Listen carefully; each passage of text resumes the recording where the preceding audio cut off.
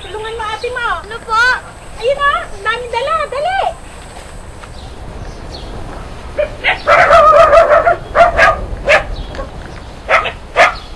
Di ka malang nagpasabi na darating ka. Basta gano'n makapaghanda kami rin eh. Ma, paano ako magkapasabi na uuwi ako dito? Eh, niya ayaw mong gamitin yung cellphone na binigay sa'yo ni Papa. Gastos lang yun sa kuryente. Mahal ang load. Di ko pa mabasa yung mga letra. Naliliit. Eh, di ipabasa mo kay Pot-Pot. Anong ginagawa niyan dito? Gusto ko naman, Ma.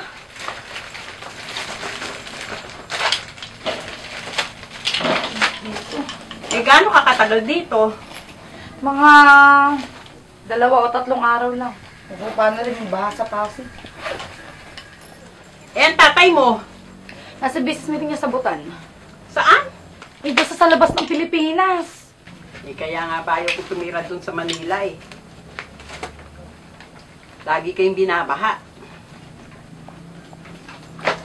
Ma, alam mo, yung bahay na pinabibigay sa'yo ni Papa, sa Quezon City yon. Mataas ang lupa doon at di binabahang tulad sa Pasig.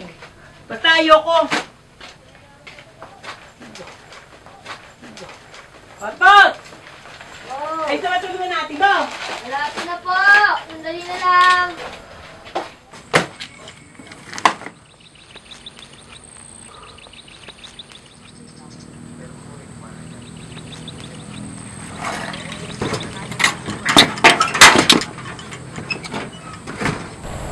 Hindi han ganito gawin mo. Sumakay ka ng tricycle dun sa bus terminal. Tapos ipagtanong mo kung saan yung bahay ni Vivian Argonza, yung gumagawa ka mo ng pastillas. Oo, kilala si Mami dito. Kaya nga, sinabi sa yung pagtanong mo eh. Ano? Kung sige, ingat ka na lang, ganun. See you tomorrow. Sige. Bye-bye. Love you too.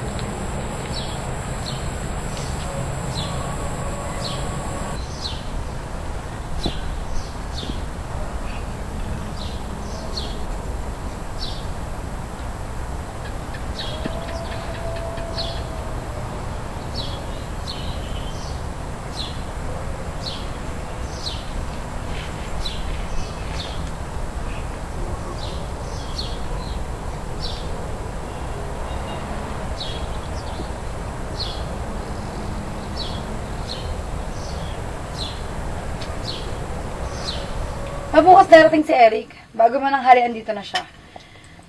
Pagkatapos ng kinabukasan, sabay na kaming uwi na Pasig. Yung magdudoktor, di ba? Yeah. Kapag naging doktoryo, magiging palamunin ka. What are you trying to say? Ano mga pinaghasabi mo dyan? Wala namang makukuhang bigating trabaho sa kurso mong yan eh. Ano nga bang kurso yun? Comparative literature, ma. Ah, basta yun. Kapag naging doktor yon, susumbatan ka niyan. Na siya lang ang nagtatrabaho, siya lang ang kumakayod, siya lahat-lahat. At wala kang maiambag. Ma, alam mo, hindi mangyayari sa amin yung nangyari sa inyo ni Papa. Eh, buwisit yan tatay mong yan eh. Siya naman ang puumilit na ako magtrabaho. At ngayon susumbat-subatan niya ako. Akala niya siguro hindi mahirap maglaban ng mababaho niyang damit. Ma, di ba nagpapasuri na nga si Papa? Ikaw na naman itong ma-pride dyan na ayaw mong tanggap-tanggapin, hindi ba? So, anong gusto mong gawin ni Papa ngayon? Anong gusto mong mangyari? Eh, wala. Ikaw ba? Anong gusto mong mangyari? Pot! Ano po yun, ate? Asan ba yung ano? Yung TV dito dati ni Mama, nasaan na ron? Naku, ate. Wala na yun. Pinamigay na noon pa. Eh, kanino? Saan? Bakit daw? Ano ba Basta yan? kung saan-saan. Ang papangit daw kasi ng palabas. Piruin mo, yung bata nilagay sa frigidaire. Paglabas, buhay pa din. Talaga? Anyways, hindi ba kayo mamatay sa init dito? Grabe naman. Ate, gusto mo sumama sa pupuntahan ko?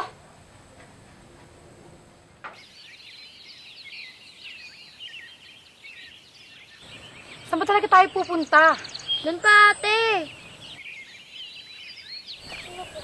Sukal naman Ayun, ate.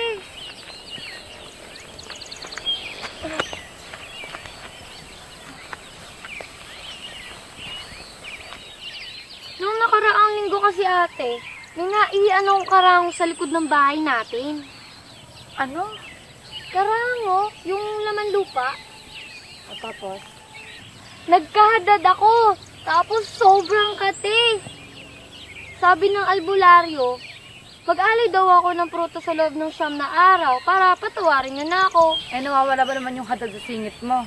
Oo, nawawala. Tapos, ayun, wala na rin kate. Gusto mo makita, ate? Ate? Oh. Naniniwala ka ba sa mga laman lupa? Hindi. Halian mo. Hindi mo na ba ako naalala?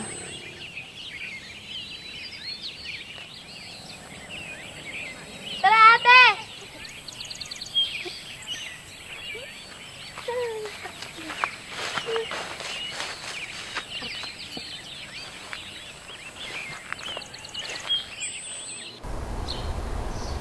Ate, naiihi ako. Ano? Sa bahay na lang. Di ko na kayang pigilan eh. Hmm? Pwede mo ba akong takpan? Sige, dali.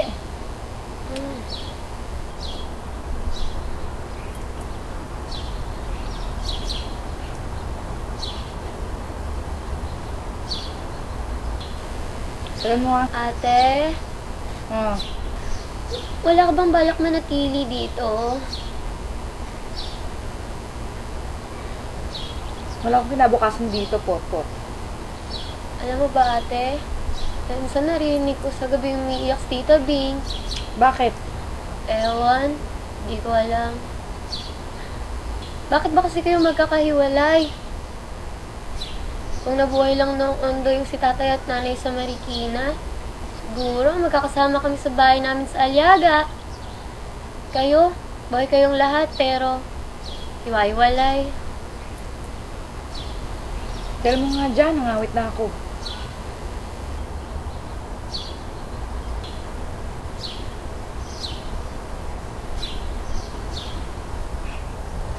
Ate!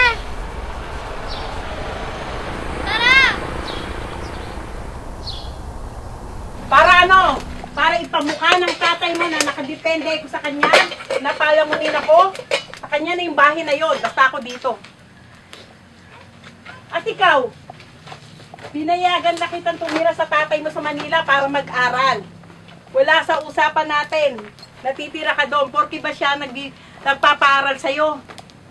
Kukunin ka niya sa akin? Ang arte-arte mo, ma. Hindi ka ba namamatay sa init dito? Ang tahimik ko. Nakita mo ba? At least kung doon tayo sa Quezon City, At saka bakit ikaw nagsasabi niyan? Bakit hindi siya magpunta rito kung tao sa puso niya? Napatirahin ako sa bahay niyang yon. Hindi ko maintindihan, ma. Ang labo mo. Kay Papa na nga yung bahay. Siya magabay ng tubig at kuryente. Tapos siya pa ang pupunta rito para sunduin ka at pumayag ka lang sa alok niya. Ma, busy si Papa at alam mo yan. Ang labo, ma. Ang labo. Basta ayoko. At ba't hinihiwalay niya ako ng bahay? Eh, saan mo gusto?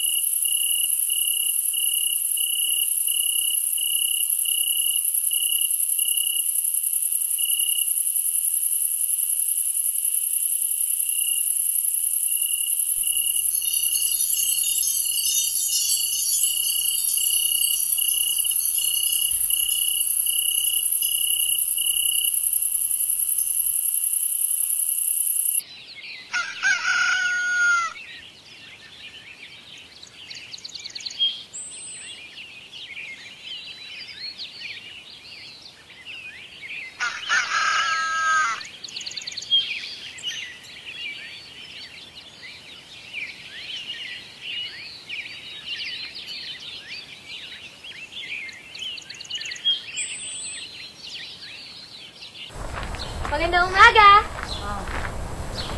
Eh, mama. Bakit po pa? Naku ate, siguradong naglako na ng pastillas yun. Sige ate maglilinisin ko lang to tapos magsasayang na ako. Sige. Sige, jogging mo, mama. Kaya ingat. Sige.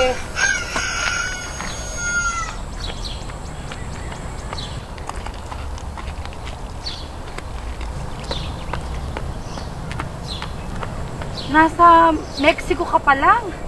Ay, Diyos ko, malayo-layo pa yan, Han. Mag-text ka na lang sa akin kapag nasa STX ka na yun. Malapit na dito sa Kabanatuan yun.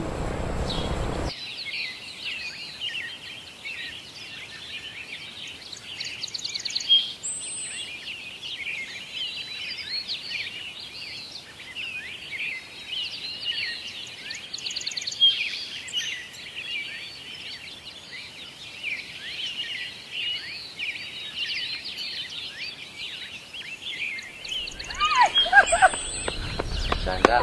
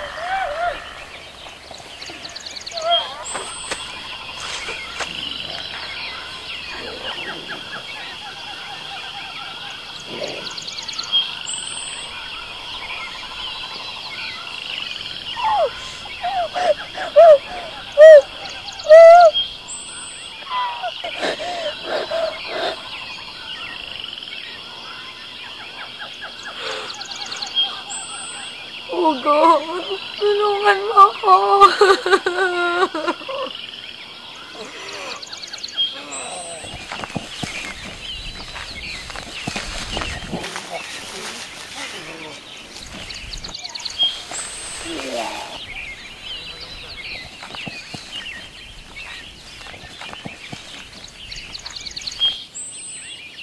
Baba, pengi, pengi, biag!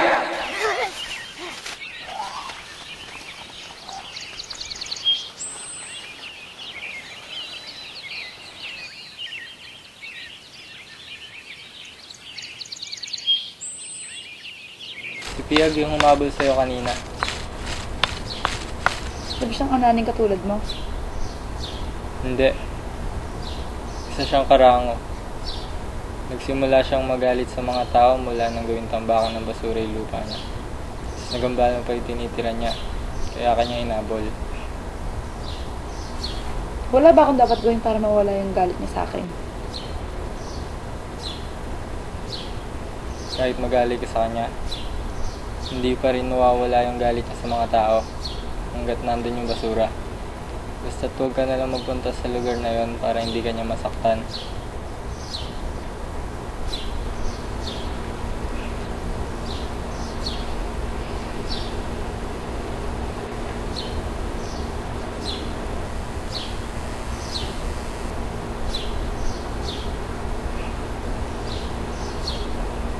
Kailan pa ba naging tambakan yung lugar na yun?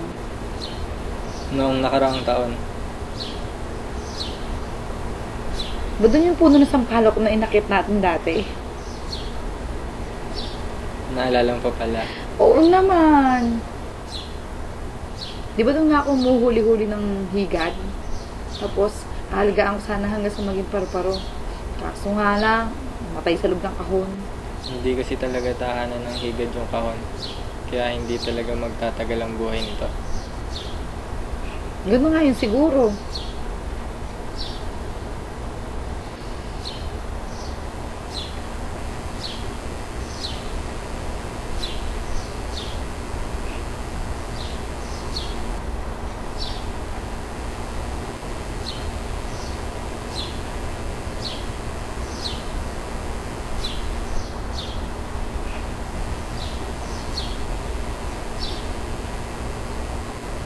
Bakit ka nagpapanggap na hindi mo ako nakikita?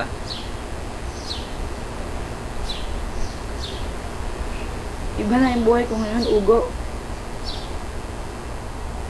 Hindi mga kapretik balang kinatakutan ko pagkagabi.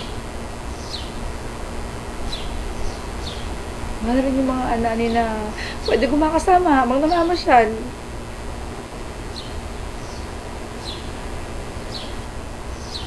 Bihira na lang din ako makakita ng mga bituin sa langit tuwing gabi. Kasi naratak mo na silang lahat ng usok. Pero ganun naman, Ugo. Ang sanay na rin ako.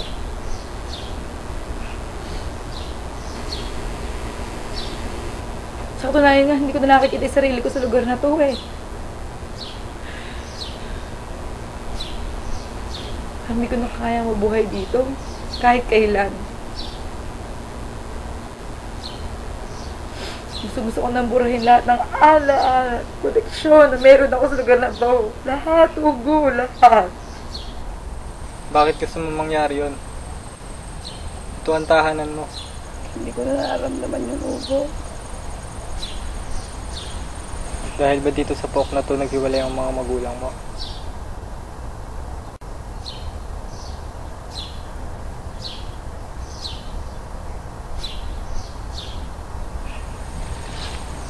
Maaaring ba akong isama sa bago mong tahanan?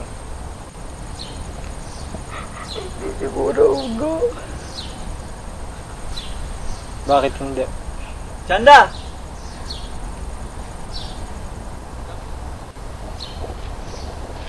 Oh, ba't namumuli mata mo? Anong ginagawa mo dito? Nag-jogging lang ako. Eh ano, paano yan? Wala. Naku, patingin nga ako. Nasabit dun sa barber ng Malikot ka. kapitbahay namin Malikot ka, kanina. patingin ako. Kasi hindi ka kasi nag-iingat eh. Dahan-dahan lang. Oh, ano ba ito pinagalagay mo? Baka lalo kong ma-infection dito. Dapat kasi, hihintay mo muna yung pagdating ko. O kaya tinext mo man lang ako. Hindi ko naman yan ikamamatay, Eric, di ba? Ayun na nga. Ako, hindi kasi nag-iingat eh. Masakit ba? Masakit nga. Hindi mo masakit to ah. Ano ba, huwag mo itigil? Itiisin naman? mo para gumaling. Yung ba talaga naman? Kasi naman sinabi lang ako sa barbed wire. Lahat yung mga bagay pinapansin mo pa. Ano ba ito? Makapagsalita ka naman. Aray!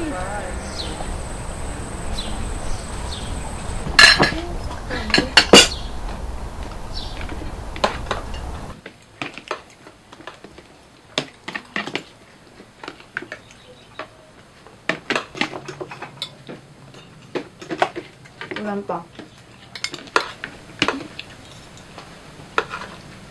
Sarap po ng luto nyo. Sarap po talaga magluto ng mga ilongot. Hindi kami ilungot. Banag kami. Sorry po, sorry. Kuya Eric, nagkahadat ka na? Pot-pot. Makate! Mapde! Kumakain tayo pot-pot. Unti-unti na kasi nawawala lang sa akin eh. Siguro, napatawad na ako nung karango. Karango? Ano ba yun? Laman lupa. Kasi hindi ako niniwala sa mga ganun eh. Kasi ang dapat kasi dyan, lagyan mo natin yung punggos na gamot. Tsaka mong kakamutin para hindi lumala. Nakatito ba? Ako naman, iho. Pag humihikab ako, parang bumabara yung ugat ko sa leeg. At minsan naman nangyayari ito sa balakang. Tapos doon sa paligid ng paa ko, kabasang hinon. Saan ba dito ba?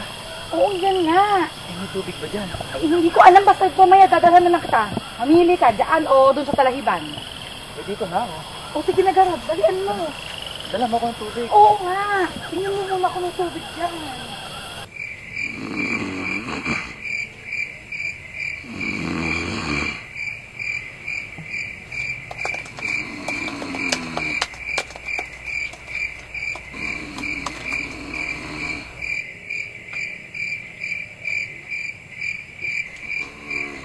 Ma, ano ba yan kanina ako pabalik-balik dyan sa pinto? Minigurado lang.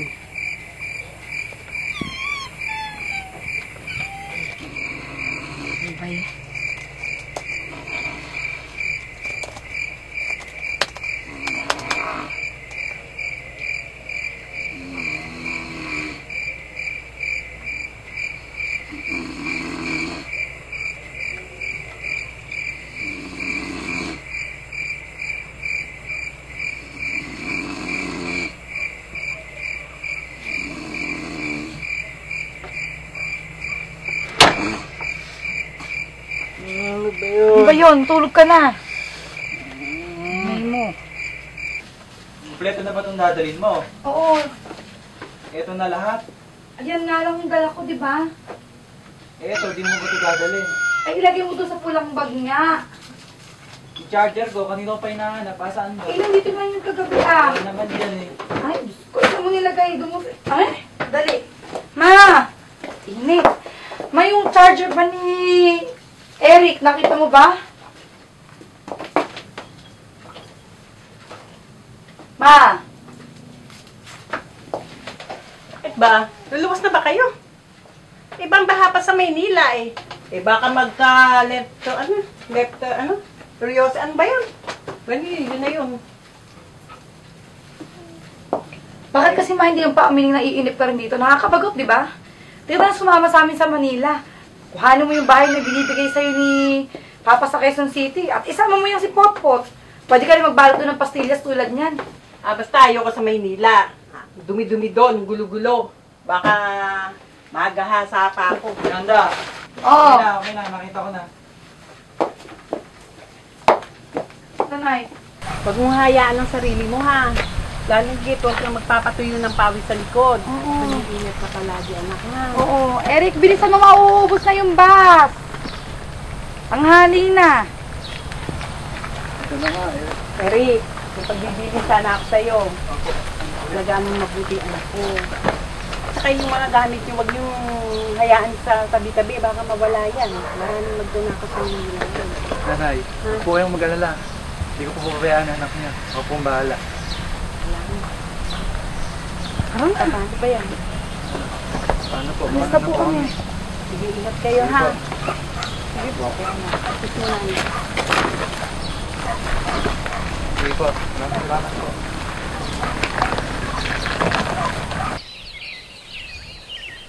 Ate!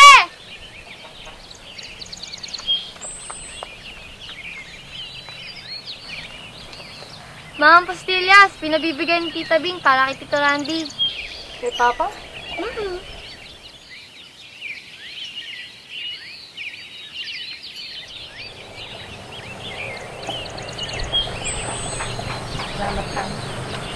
Ingat.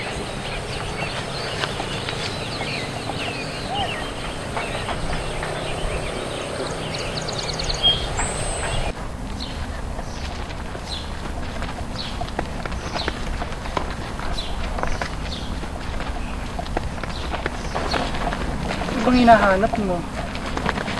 Wala.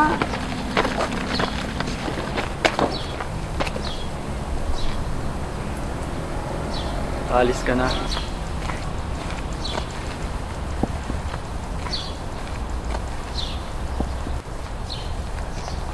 Ugo, kahapon pa kita hinahanap. Para ipalam sa akin na iiwan mo na naman ako. Hindi sa ganun, Ugo. May hahabilin sana ako sa'yo. Si Mama tsaka si Potpot. Talagaan mo sana sila. Lalo na si Potpot, alam mo naman kung saan naglalaro yun. Baka kung sino-sino mga engkanto at laman lupa na nagagambala niya. Aasahan ko ba yun, Ugo? Kailan ka babalik? Hindi ko alam, Ugo. Pero babalik ako. Tatahanan ko, di ba?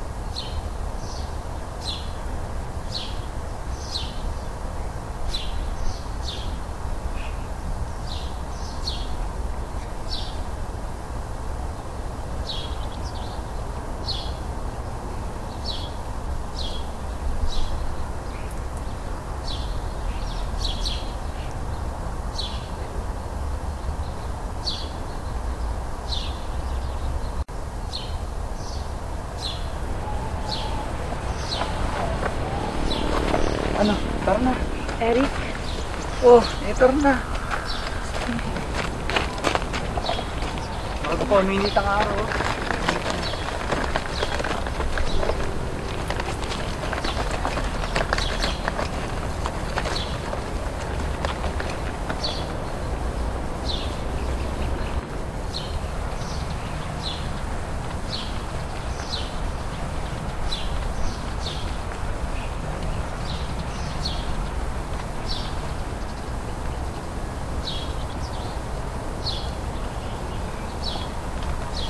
Liz, Oo, tawagan mo naman.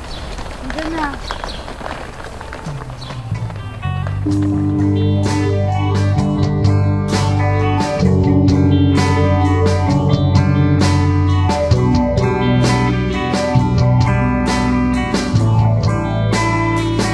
There's a fire inside your heart. You are a firefly flickering. It can be so difficult to see you shine in the day.